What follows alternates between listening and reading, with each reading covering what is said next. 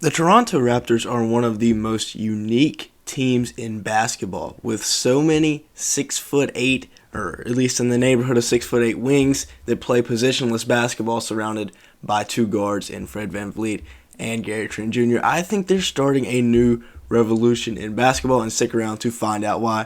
Of course, with Pascal, Siakam, Scotty Barnes, OG Anunoby, another one. They got three really good positionless wings, and like I said, all playing around the scoring of Gary Trent Jr., Fred VanVleet. They've got great defense. OG Anunoby keeps getting better. Scotty Barnes coming off the Rookie of the Year, and Pascal Siakam was probably their best player last year. Down low, they have Precious Achiuwa, and then they just drafted Christian Koloko, so it'll be a little bit more interesting to see what they're able to do in the paint. But on the perimeter, they are looking really, really good. Before we get started, make sure to hit the like button and the subscribe button if you do enjoy at any point. And make sure to leave me a comment down below, as it really helps us out in the YouTube algorithm. Now let's go ahead and look at this new way of basketball, as much length as you can possibly get on the floor at the same time, that Masai Ujiri has put together for head coach Nick Nurse to play around with. Because Nick Nurse, one of the probably one of the best coaches in the NBA today. Look at all this. I mean, Precious Achiuwa, probably about 6'10". You got Chris Boucher at 6'9". OG's like 6'7", 6'8". Scotty Barnes, same thing. Pascal's probably about 6'10". And all of these guys can play defense. OG can score a little bit. Pascal can really score.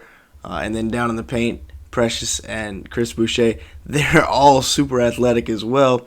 And when you put all that length on the court, even though these guys are professional scorers, it's going to be hard to score, and they should have one of the best defenses in the NBA next year.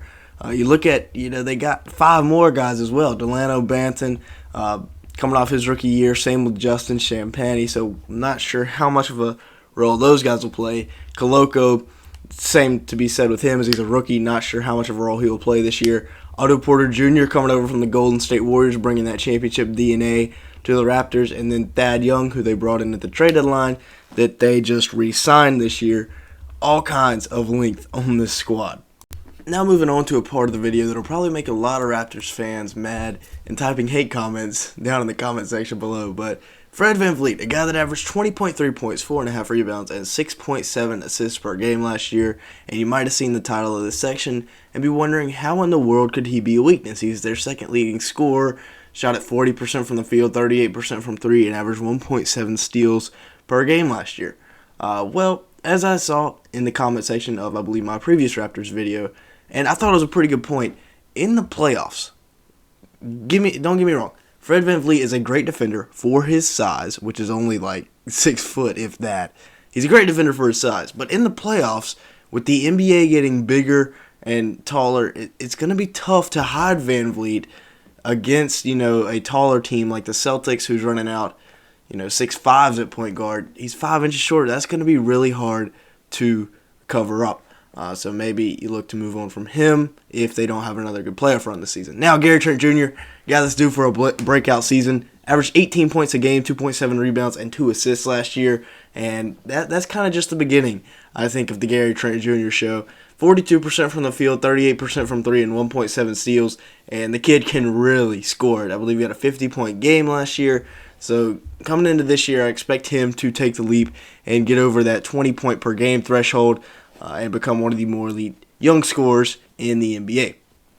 Now, speaking of Gary Trent Jr., Masai Ujiri stole this trade with the Portland Trailblazers, where they straight up sent Norman Powell to the Raptors in exchange for Gary Trent Jr., and boy, I think the Blazers are regretting that a little bit right now, with Norman Powell now on the LA Clippers and Gary Trent Jr.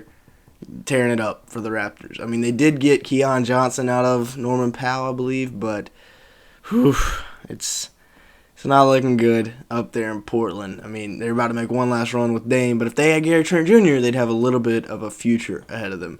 Other than that, now they just got Shadon Sharp. Now, looking at the new dynamic duo, I mean, if they do keep VanVleet, I don't think they should trade him. I think Nick Nurse is a good enough coach that he can cover up the weakness that VanVleet brings to the table in his size. And again, like I said, he's a very good defender for his size. unfortunately his size is just not very big. But this dynamic duo that the Raptors have, both scoring 20 points per game last year, both coming back. And remember, Siakam, who put up like 22 a game last year, was injured for the first half of the year, or first little bit of the year, so his scoring numbers were down at the beginning. So both of these guys, I think, are going to be huge pieces for the Toronto Raptors this year as the faces of the franchise right now. Now, a guy that's going to be a problem for the NBA in the future is Scotty Barnes in the hands of Nick Nurse. 15.5 points per game, 3.5 assists, and then 7.5 rebounds per game last year.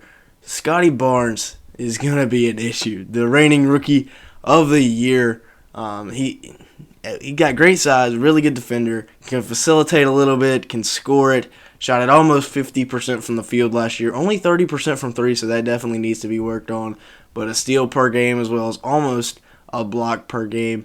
And Scotty Barnes, kind of a surprise to everybody when the Raptors took him at number 4 overall instead of Jalen Suggs. But hey, obviously, once again, the Raptors knew something we didn't. Now, can OG Anunoby continue to progress? That is the big question here. Averaged 17 points a game last year, 5.5 rebounds, 2.5 assists, and he's another guy, him and Trent, that I expect both of them to take that little step and get to 20 points a game this year. Now, you might be saying, how in the world can 4 guys on one team average 20 points a game? Well, if you missed out on some Raptors game last year, they played their starters for the majority of the game. Their starters played by far the most minutes in the NBA by a starting group collectively. OG shot at 44% from the field and 36% from three last year, as well as getting a steal and a half per game. Now let's take a look at some lineups. Fred VanVleet and Gary Trent Jr. should be the starting backcourt once again. A whole lot of firepower right there. And then you got the defense of OG Anunoby, Scotty Barnes, and Pascal Siakam. They lack a true big man in the post, but I think Siakam can do enough to minimize that, while you got, 2 really, really good perimeter defenders in OG and Scotty Barnes. Pascal can defend on the perimeter a little bit. And like I said, for his size, Fred VanVleet, really good defender. And then Gary Trent Jr., he'll do. So yeah, that's what the starting lineup should be looking like. Basically running it back from last year. And the bench really didn't get that much better. The Raptors are really just relying on progression internally this year to be a lot better. Adding Otto Porter, that definitely helps. He has so much length off the bench. Not really a true point guard, which will be interesting. I mean, Delano Banton ran it in the Summer League. Malachi Flynn coming off a 73-point performance in a Pro-Am. I guess he'll be the backup point guard. Otto Porter, Thad Young, Chris Boucher, Precious Achiuwa. They go small in their starting lineup, so a lot of the bigs they have will be coming off the bench. You've also got other guys, which we're about to talk about, but as the second 5, I'm not sure how good of a group this would be. I mean, there's pieces that I like Precious, Otto Porter, Thad Young, even Chris Boucher, but there's just not enough guard depth on the bench right there. Here's the other 4 guys on the roster that could be getting some minutes. Koloko will probably start out in the G League, but maybe he'll work his way up to the Raptors' main organization by the trade deadline. They got Yuta Watanabe, they got Justin Champagnie, and they got Delano Banton. So again, more and more wings. We forgot to mention Watanabe earlier when we were talking about all their length and athleticism. But yeah, that's basically the Raptors' 15-man squad in a nutshell. With that being said, that's going to be it for today's video. Thank you so much for watching. Make sure to like button and subscribe button if you did enjoy at any point, and make sure to leave me a comment down below, as it really helps out in the YouTube algorithm. And with all that being said, thank you so much for watching today's video.